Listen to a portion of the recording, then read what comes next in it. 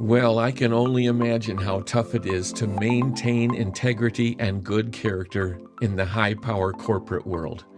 And my guests today have lived in that world. Dennis Spencer worked as a top executive for one of the world's leading sports television companies and was in charge of televising the Boston Marathon on the day of the bombing. Steve Ellsworth oversaw a billion-dollar Fortune 500 company with 3,000 employees, serving 70,000 clients per day. And I can't wait to talk to them about character. Hi, everyone. My name is Doug Newton, and this is a special series called People Worth Admiring.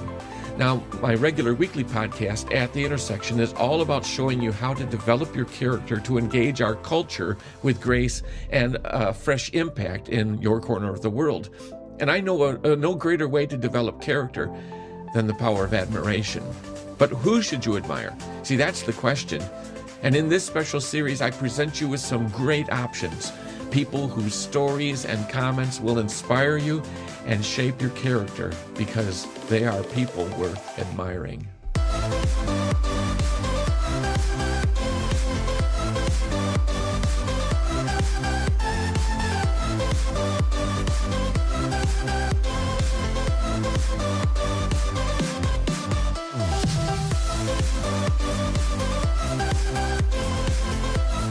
Well, again, welcome. It's guest month here, August 2023, and this is the fourth week of a 5-week series, People Worth Admiring, and I can't wait for you to meet Dennis Spencer and Steve Ellsworth. Now, Dennis is on the road a lot, but we're able to pin him down today at his home in Washington, D.C., and Steve is coming to us from his ranch in Divide, Colorado, where he gets to wake up to the sun and Pikes Peak every morning when he's home. So what do you say? Let's meet these guys. I'm just really pleased to be able to have our people viewing and listening, having a chance to talk to two people that I invited today because of a career, very long careers, both of them in the high power corporate world. And we're wanting to look at character in that kind of context today, but they're also men who are deeply committed to Jesus Christ, deeply committed to different kinds of ministry and forms of service. And so that's going to come out as well. Without any more, hey, Dennis, just tell us a little bit about your background. You know, I read your resume, and I think people are going to be really interested. So kind of give an overview of that. Well, thank you, Doug. First of all, I'm certainly very flattered that you invited me to join Steve in this, and congratulations on this great initiative of yours in building character. It's just so important in our world today. Well, I'm just an old boy from Oklahoma, and I grew up loving sports. And you know, if you'd asked me what I want to be when I grow up, I want to be the center fielder for the New York Yankees. And fortunately, at age 12, I realized that was never going to happen. So I didn't have to wade through all of adolescence because maybe that's the smartest thing I ever done was to know, don't pursue that. But if you want to be in sports, figure out something else. So I've just been blessed to have a career in sports, primarily in sports television.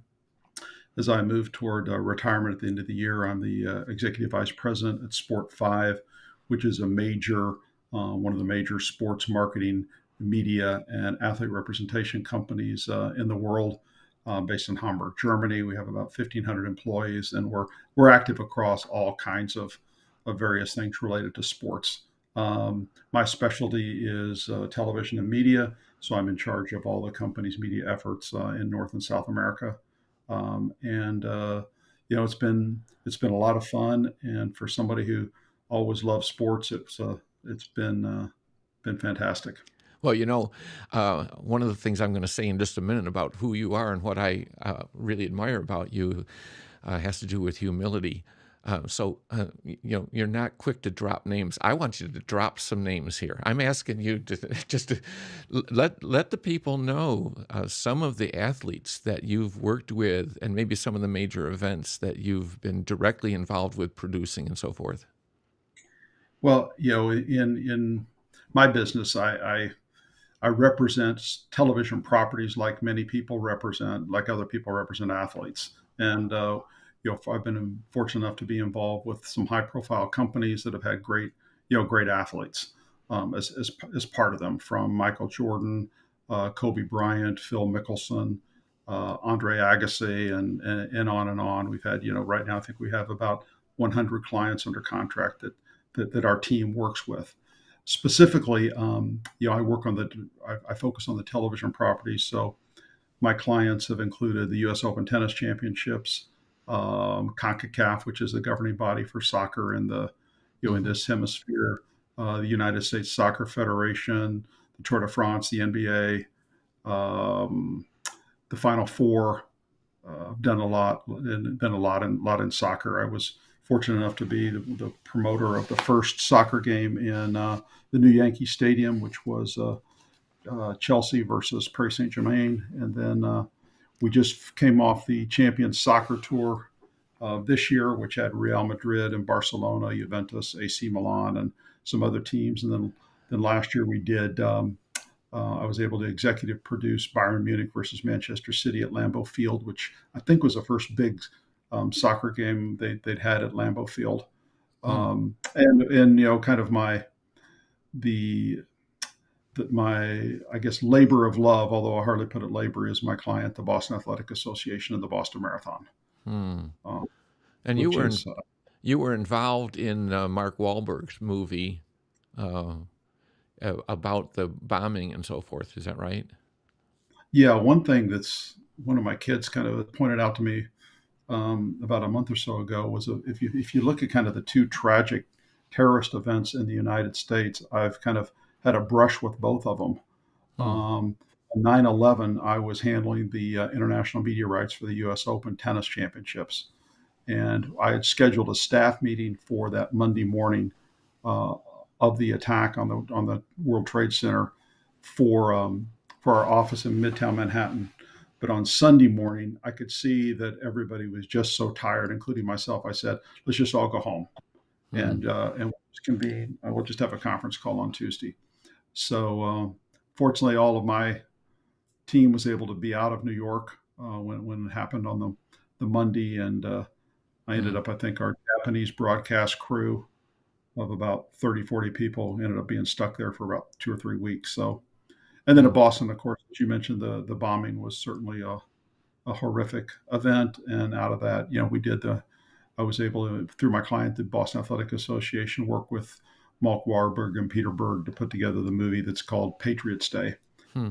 which, you know, more of a reenactment of the actual bombing and the capture, as opposed to the aftermath of the people that suffered a lot of loss. Yeah. Well, your work has brought you into a lot of travel in order to do those things around the world and so forth. Is that right? And about 200 days a year. Yeah. So my Well, wife says that we have such a great marriage. we may need to talk about that a little bit later. What's behind that. I may have to rescind some of my reason for having you on. Say, so okay. So for a lot of us, those are things that we readily recognize. Those kind of sports events and so forth. I'm a huge Tour de France fan. I watch every single stage, either live or later. So just knowing somebody who is involved with that is kind of impressive. But Steve, yours is not on kind of the front of everything, but you worked in an executive role with a Fortune 500 company that probably everybody has some connection with sometime in their life. Can you tell people about that? Yeah, so I guess if I kind of start backwards a little bit of my life experiences, my final 27 years of my professional career was with a company called Quest Diagnostics. Quest Diagnostics is known throughout the country as one of the largest national commercial laboratories in the world, actually, and it is the largest here in the United States. Quest, like many large companies, breaks its company up either through or its operations up through either the company lines of business or geographically. Quest did it geographically because of the type of business it was. I had the privilege of running various businesses for them the last 27 years, as I said, and the final 6, I guess, were I was a regional vice president in Florida. Florida, while there was only 8 regions in the company, Florida was the 4th largest region. We were knocking on the doors of being a $1 billion business when I left. We took care of roughly 70,000 patients a day, and just in the state of Florida. So it was, fairly good sized operation. It had 3,000 some employees with it, and you can just kind of imagine trying to take care of that many people per day in 2 different lab operations. Just the logistics of it and management of the overall operation So was, what? So challenging and rewarding, et cetera. So just so people understand, so when they go to the hospital or to a doctor or something, and they get some, some work done on them, testing and everything, and things get sent off to a lab. Okay, so that's happened to almost all of us. That's what you're talking about, right? Yeah, exactly. We would take care of reference testing that would come from doctors' offices and hospitals, usually kind of behind the scenes. In the state of Florida, it was a little bit different in that in Florida, a doc would actually give a script to a patient, and a patient would typically go to a patient service center in Florida. And of those 70,000 patients a day that I was speaking of, we would actually pull the blood out of put a needle in and pull the blood out of 23,000 people a day. So again, you can imagine the logistics of that, not making mistakes, not doing simple things like sticking a needle where it shouldn't be, either in Yeah. somebody's thumb, an employee's thumb, or in a patient themselves. And so, it's quite a challenge, and you have rigorous training that goes into it, enforcement of rules, and those kinds of things. But that was the operations side of the business. The sales side of the business is much more fun, in that we were a fairly dominant player in the marketplace. We were the largest laboratory in the Florida market, and so when it comes to running a business, being the top dog, if you will, in that place, it makes it challenging to stay the top dog because everybody's gunning for you, but also the fact that are negotiating everything from a position of strength. And So I mean, you're kind of the ultimate Count Dracula, I guess. yeah, Yeah, there you go. There you go. Good way. because Yeah, well, there's all kinds of blood jokes that go down in the Yeah, I lab. bet. Yeah, you can imagine. Yeah. but So, you were a turnaround expert, kind of. I mean, you were thrown into well, yeah. situations that required, like, okay, things are going to have to change. Yeah, well, there was a couple of different places in my career. Specifically, when I was in the Midwest, I ran the division out of St. Louis for a number of years, also, and I got handed a couple of different situations there that were turnarounds. One was successful, one was not, and so yeah, I had the privilege, I guess I'll say air quotes, privilege of doing a couple of turnarounds. Obviously, when you do a turnaround and it's successful, it's quite gratifying. When it's not, it's hard. Mm. It's you're standing in front of people and you're telling them some bad news about what's going to happen to their location, and it's the difficult sides of things. And you were speaking earlier about character, and that's uh, it's playing it down the line straight with them as to what's going to happen. You're not trying to be cruel about it, but you want to be forthright with people on how they are, what's going to happen in the situation that they're finding themselves in. Because clearly, when you're in a turnaround situation, you've tried it, you've changed plans, you've made changes, you've probably changed out personnel, policies, strategies, and so you're trying to give people updates as to what's going on. And at some point, you got to let them know whether we're going to continue to try to turn this place around, or is something more drastic going to happen? Did you find that? So I'm going to put up on the screen here. I mean, these are traits that I work with as kind of a target 12 that I consider to be just vital in not only a Christian's life, but just in terms of relating to people, doing work well, and so forth. And the word integrity there, actually, it's one of the reasons that I chose both of you, because of what I do know of you. both from personal experience and actual facts, as well as some assumptions I make, that a person like either one of you guys, you really can't be in that kind of a role for long without having integrity, without people being able to trust you, count on, of you shooting straight and so forth.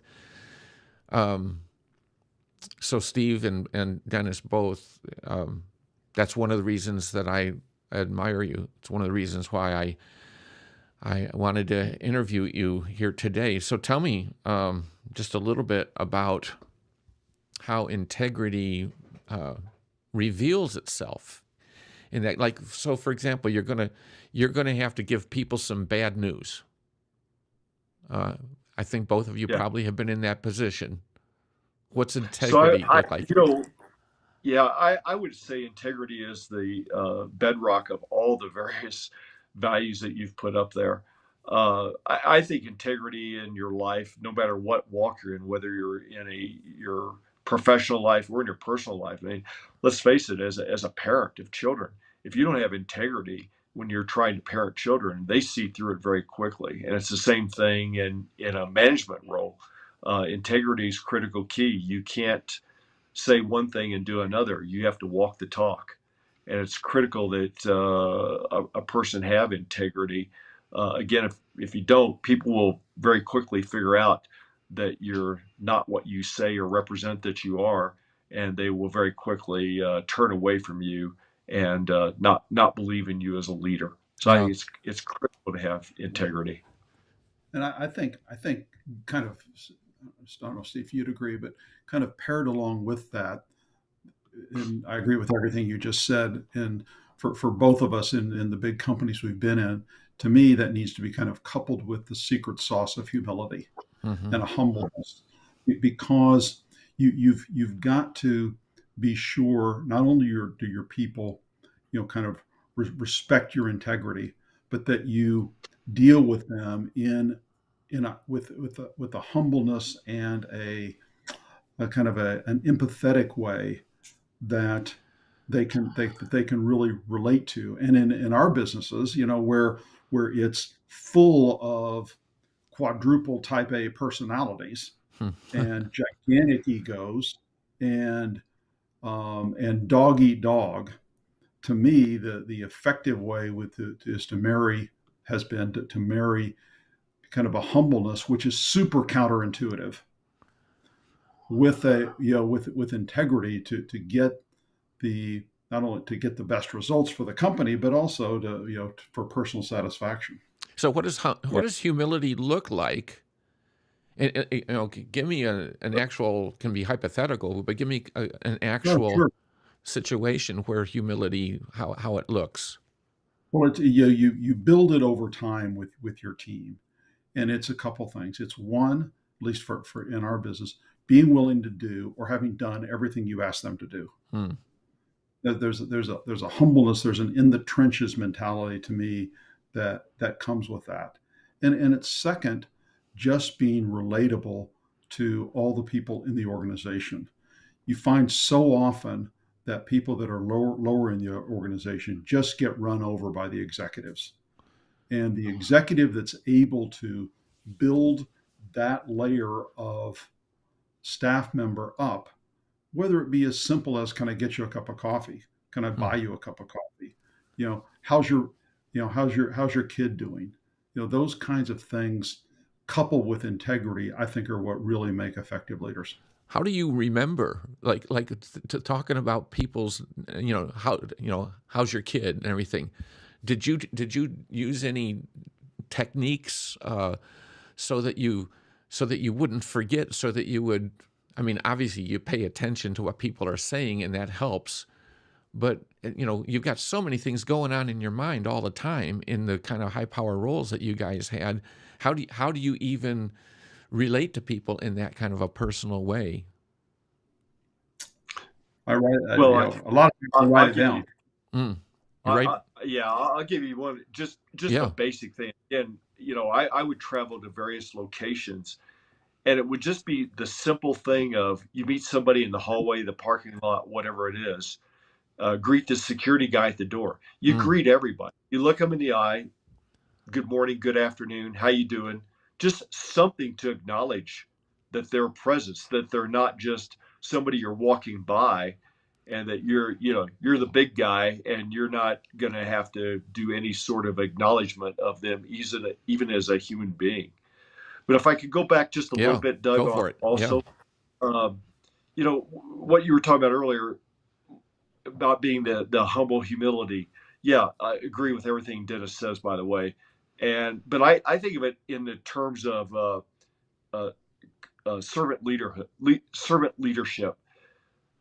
Christ was the ultimate one in that. And basically, the concept is as a leader, I do whatever I need to do to help you do your job, no Mm. matter what that is. I break down the walls, I find the resources, I overcome to help you do your job to make you successful. So it's the concept of having, you're at the bottom of the pyramid and you're helping the organization expand and grow and fulfill their different duties that have been assigned or what's they're responsible for in their various areas through the servant leadership. Yeah. Yeah. And Actually, that go ahead. really that spills over so totally to your personal life, or maybe that's the key to your personal life, which is as a husband and father to to be sure that your number one goal is that your wife, your kids, and then your friends are able to reach their fullest best potential Mm. in their lives, and that they're happy and fulfilled, and that you have, whatever you need to do to make that happen in the servant leadership role, you really need to focus on that, I think. And so it's both personal and professional. Yeah, Yeah. I hope our viewers and listeners are really paying attention to this because it's painting a picture of humility that isn't kind of the stock assumption that we make that most people think that being humble means you kind of just sort of are putting yourself down and to make yourself lower than other people. Oh, I don't have that much to offer, or whatever. But what both you guys are saying is, and it's at the heart of what I try to teach about humility is exalting others above yourself. And you wind up having the same effect. If you put yourself down, okay, there's going to be that distance between you and the other person's status or whatever. But you can achieve the same thing by putting other people up. You still have this kind of humble position, but it's by focusing on others and helping them, Steve, just like you said, helping them to be successful, helping them to have all of the obstacles removed so that they can do their best and so forth. I love it. Yeah. Let me pop back to these traits here and give our folks another reason. Obviously, both of you guys rank high on my list in the whole area of industry. It's an old-fashioned word, but it's the idea of working as hard as necessary to get a job done and then looking for more to do. You're not just industrious just by working hard. It's just that person who gets something done and then they're going, okay, what's next? Let's move on. Let's go after something else. And again, both of you guys really exemplify that in my mind. What has shaped you all? I mean, how did you become these kind of people where you could have this kind of sort of high-powered job requiring the high-power kind of effort, energy, vision, strategic thinking and everything, but still have these kind of convictions, these character convictions? And either one of you can roll off Well, with this. let me start with this. A couple of, you had shown us previously what this list was going to be, so we had a little bit of prep for, in all fairness to our audience. Yeah. But there's two words on there that I think embody the list that are not on the list that I'd almost add that I use for myself quite often, and it's grit and rigor. Mm. So grit I think encompasses a number of those different attributes that you're describing there. And grit is really seeing it through no matter what it is. When you state a goal, when you set out a strategy for executing it, whatever it is, there's going to be hard, there's going to be difficult times, and you've got to be industrious. You've got to figure out what those solutions are in order to achieve that goal. And typically these things are long term, they're not just short term. And so you've got to have that character, that whatever that drive is in you, that you're going to give it all. You may not achieve it, but you're sure going to try to get there. Yeah. Personally, that came from, I believe it came from my parents. My parents were both blue collar folks. They didn't make a lot of money, but we always had. Don't get me wrong, we weren't poor or anything like that, but they worked hard every day. They did their job, and then we came home and we worked. They worked in a huge garden that we had to can vegetables and those kinds of things. We raised our own, calves for slaughter, for beef. Just those kind of things that you learn when you're growing up that you carry over into your life. I worked on a farm there locally. I was raised in Greenville, Illinois. Worked on a farm locally and learned a lot from the farm family that I worked for on again what you do to achieve the goal of whatever it is that you're trying to do at that particular phase of the seasons that you're in. And so I think it's just all that work ethic is developed at a young age. It comes into play then, and you realize that once you get out into the world, that work ethic that you have can separate you very quickly from the others. You may not be the smartest, you may not be the best trained, but if you've got a work ethic, if you've got a grit, that is very quickly noticed in the work world. It's appreciated, and it opens up doors of opportunity for you that maybe you wouldn't have gotten, again, just because you're necessarily the most intelligent person.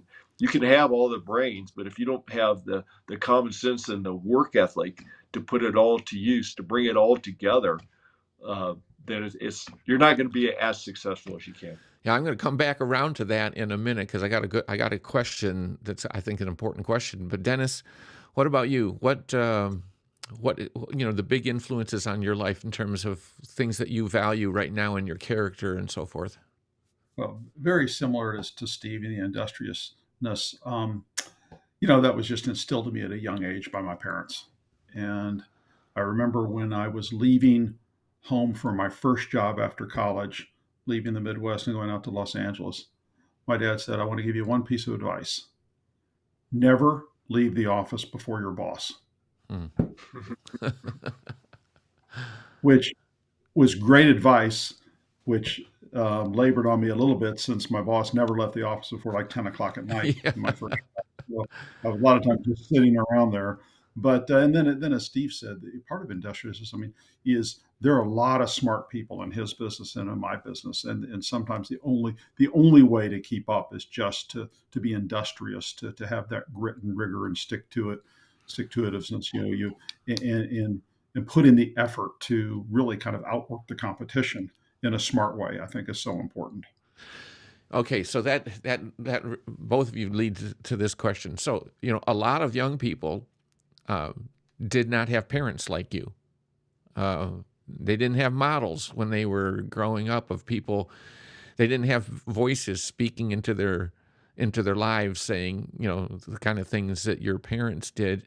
And yet now they're out there and they're out in the workforce, and maybe just, okay, they've never had that grit, that rigor, that perseverance.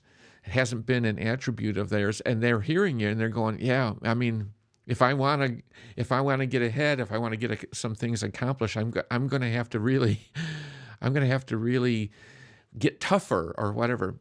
What do you say to them? What could they do? What could somebody do who didn't have that shaping influence when they were younger, but they see the need now? Is there a way that you have seen some people get stronger, find more grit than they had when they first came in, or what would you say?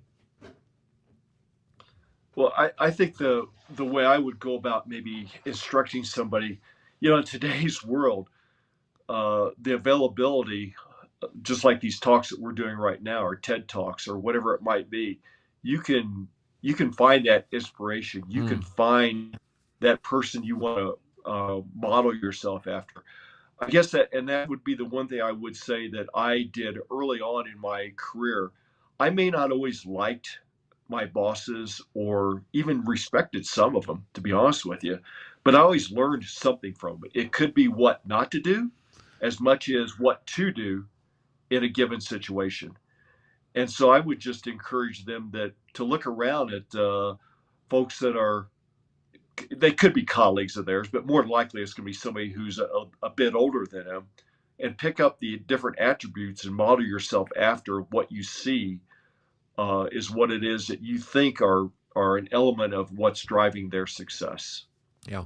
Yeah. I mean, that's what these interviews are all about. I mean, I intentionally named them people worth admiring, because I think that is the heart of developing characters. You got to first see an image, a model of the kind of person that you want to be, and get drawn toward it. Dennis, what about you? Is there some advice that you give someone?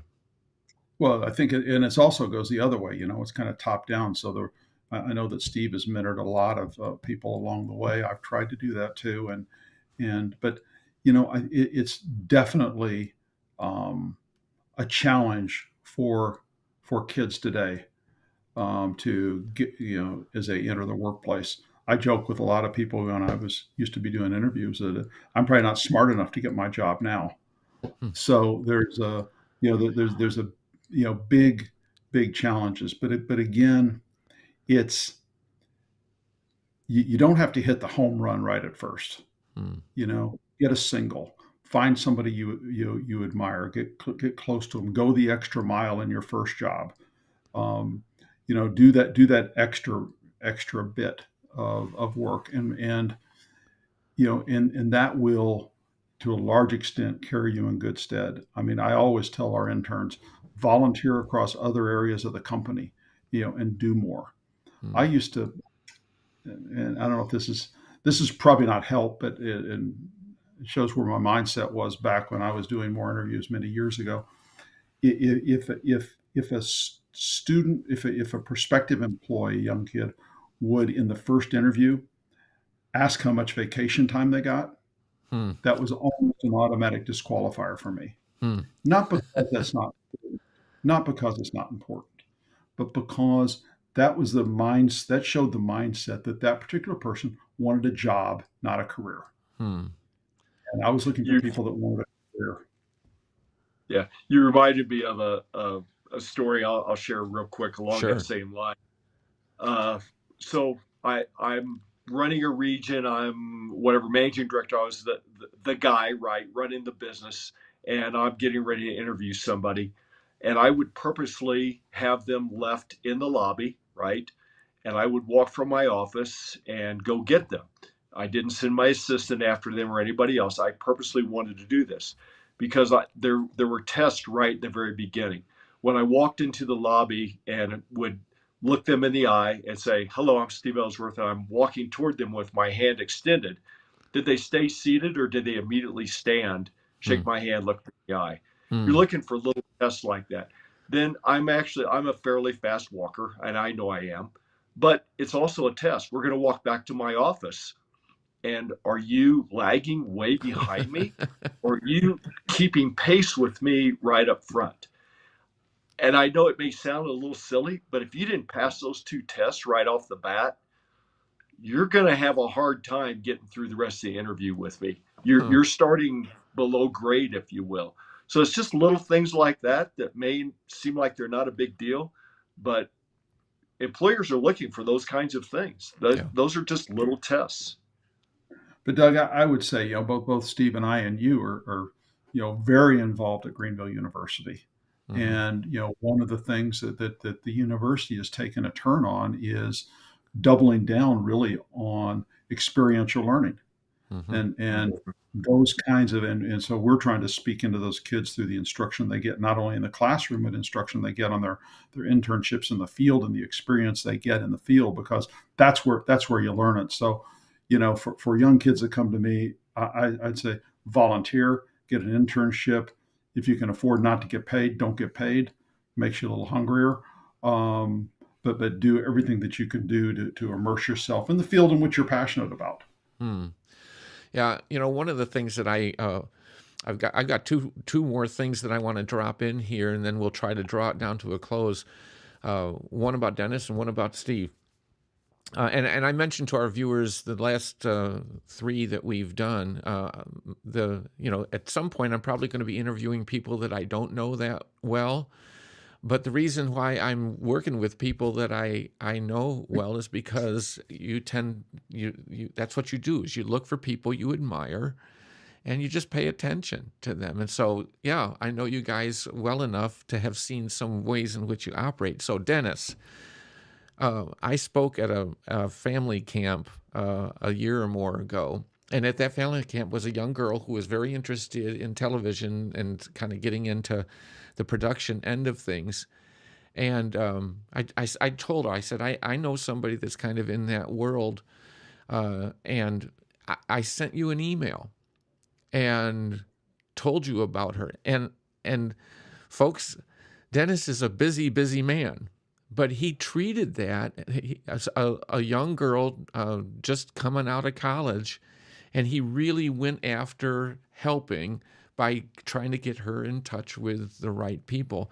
It was 2 or 3 emails back and forth to try to help set all of that up. And that said a huge deal to me, because a lot of people at your level of work, you don't have, I mean, even if you wanted to, you would go, but I don't have the time. But you made sure you took the time. That was wonderful. Then Steve, I've told you this before and probably can't and shouldn't go into a lot of detail, but the way you've stepped out into kind of you retired, sort of, so to speak, but the way you have poured yourself into your role, and now becoming chairman of the board of trustees for Greenville University, it was just remarkable to me at how you could make this transition from a very high-power corporate world, but bring some of those principles in.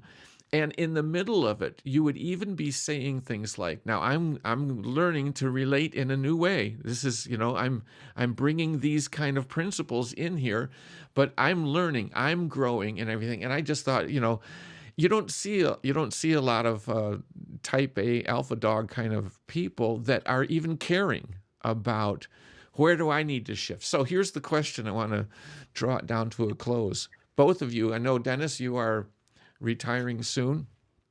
Steve, you're already involved very heavily in GU, and also Dennis, chairman of the Christian music program in Nashville on behalf of GU. So you're busy people. What are you at this stage in your life, if there was an area that you're saying, I'm still wanting to work on this area of character in my life, what would you say? What's on the front burner in your mind? One of you go first. Go ahead, Dennis. Well, I was thinking about the kind of the influences in my life, and certainly a major influence in my life was a sports executive named Bob Reiner, who in 1993 wrote a book called Roaring Lambs with the subtitle "A Gentle Plan to Radically Change the World." And the premise of the book a little bit was, again, I don't want to be too flip, but that sometime in the 1960s, the church lost Sundays to the NFL. And it changed the whole dynamic of the church and how we speak into our Christian faith. So, to have the kind of the solid, get solid Christian thinking seems like it's almost never a part of the conversation in our society and our culture. And so, in terms of the virtues, I think. This is not a direct answer to your question, but that's kind of the challenge that I see as I move forward in my life, is to how can I be a part of injecting Christian thinking, at the highest levels across our dialogue in the country, in culture, corporate, etc. And I'm going to press you just a little bit more. What's that going to take from you? What's it? I mean, What's the cost for you from a character standpoint if you're going to head in, if that's where you're wanting to go? Um, I hadn't really thought about if there's a cost or not. I really just kind of thought about what's the opportunity, Hmm. and how can that, how can that happen, and what are kind of the people that we need to rally around this, and how does it impact, the the students at Greenville, and the students at, at Baylor, and the students at other colleges, and how do we do that? And there are a lot of different kind of diverse efforts that are going on, and just finding the right place to plug in and initiate that is, I think it's a challenge. Um, I would say that, if I could just say one more thing, Doug, I think Sure. one thing we need to have on your character list that I think is really important is peacemaker. Yeah. Um, For I mean, blessed are the peacemakers, and never before in our country have we needed peacemakers. Yeah. For me, the reason something like that wasn't on the list is because I think, of course, from a Christian standpoint, there's another dynamic going on with peacemaking. But I think from a moral character standpoint, it starts with respect. Uh, Treating every single person as a person of value, or seeing every person, no matter who they are, as a person of value, and then treating them accordingly. And if we would have that kind of respect, then out of that, I think, flows this impulse for peacemaking, because you're not devaluing people, you're not devaluing their position, you're not you Hmm. get the point. That's very well said. Yeah. Steve, I mean, you've got huge stuff going on, and we're grateful with the Greenville University situation right now, that in a climate where higher education is under attack from almost every quarter, in one way or another, but especially financially, enrollment, all those kinds of things. You got a huge uh, road ahead to to to be leading. What's going on in your life right now as you're thinking about the kind of person that you need to be? Well, the first thing actually came to my mind when you asked the question earlier. I kind of want to start there, then I'll roll into this part of it. But being my natural personality, and then also the types of jobs that I had for the last 3 decades or so, close to 3 decades, running businesses in that corporate environment, everything is pretty black and white, Hmm. and you have to have pretty bright lines between the various areas of what you would perceive to be possible solutions, answers, um, decisions that you're making. And as I've been retired now for 8 years and had been associated with Greenville now for the past 5 plus. In that environment, I've learned, and I am learning, that things are maybe more gray than what Hmm. they used to be for me. And I don't mean that in a bad way. Hmm. I mean it in a way of my edges have become softened. Hmm. The people that I work with, and I worked with them in the commercial secular world also, but you obviously had control over salaries, compensation, that kind of thing. And I'm working with I'm all volunteers now, at least on the board side, all volunteers. You don't have that level of control Right. that you had before.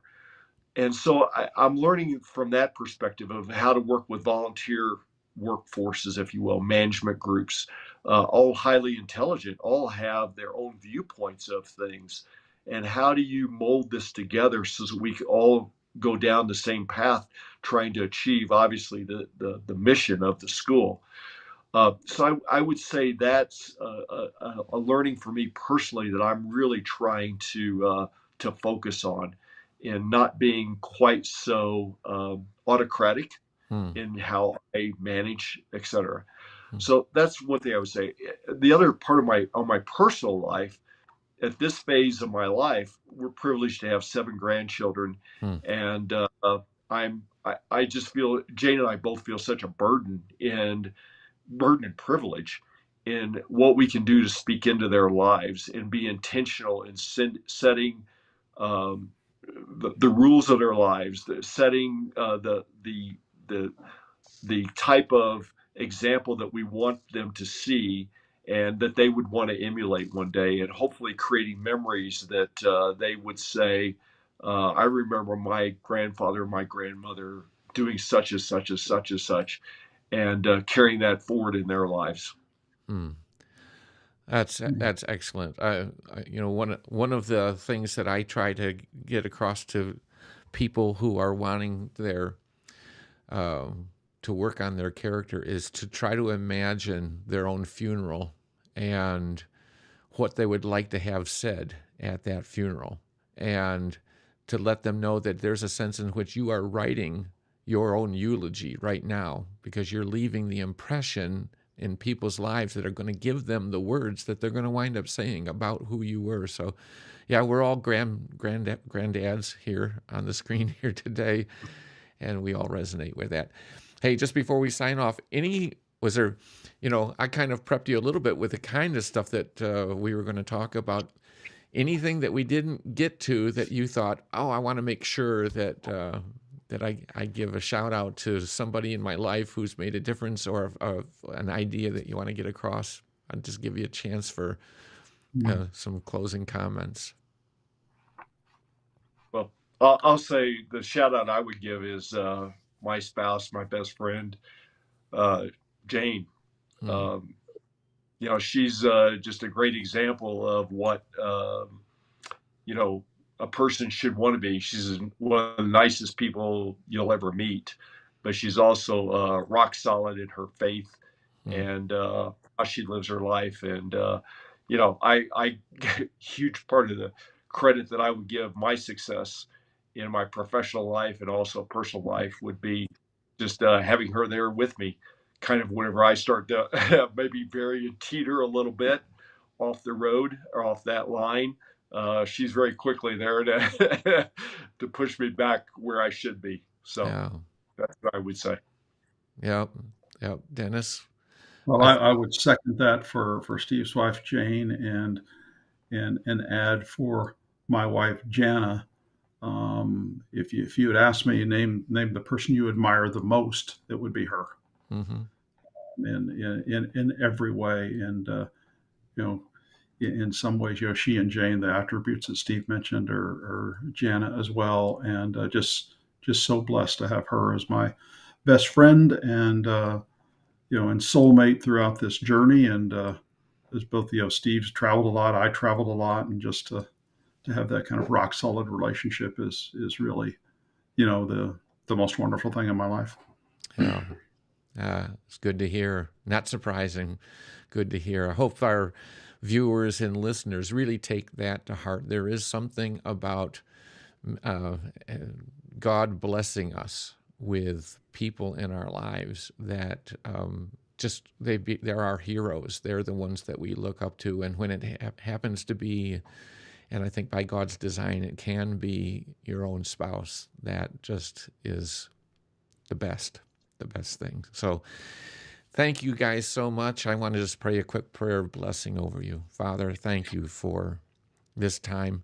I just thank you for being able to have this open conversation that is sprinkled all the way through with little tidbits of wisdom that has been gathered in the lives of Dennis and Steve over the years. Thank you for the influence that they've had. Thank you for the people that they will never know, whose lives were shaped by what they exemplified in terms of character, but also as they're looking ahead and they still have really clear vision of the kind of world that they want to help shape and the kind of people they want to serve. I just pray your blessings over them in every way, with the strength, the wisdom, the insight, and the support that they need to continue to make a mark, to have this fresh impact on the world. I ask this all in Jesus' name. Amen. Well, thanks again, you guys, for joining me today. I really appreciate it. Thank you, Doug. Thanks. It was a privilege. Yeah, exactly. Oh, wow. I mean, wasn't it great to meet Dennis and Steve? I hope you found yourself admiring them like I do, and picking up some pointers about the kind of character that's important, that's influential and impressive, whether you're an executive or a line level employee. Now, if you appreciated this interview, why not subscribe? Please subscribe to this channel. It helps so much. It'll tell YouTube that there are people out there who are interested in this kind of podcast, a podcast about character, being people of character. And I hope you'll tune in next week to meet our last guest of this month, a fascinating guest. She is a person worth admiring, and I can't wait for you to meet her. And until then, why don't you keep looking around for people worth admiring? It'll do you good and the world.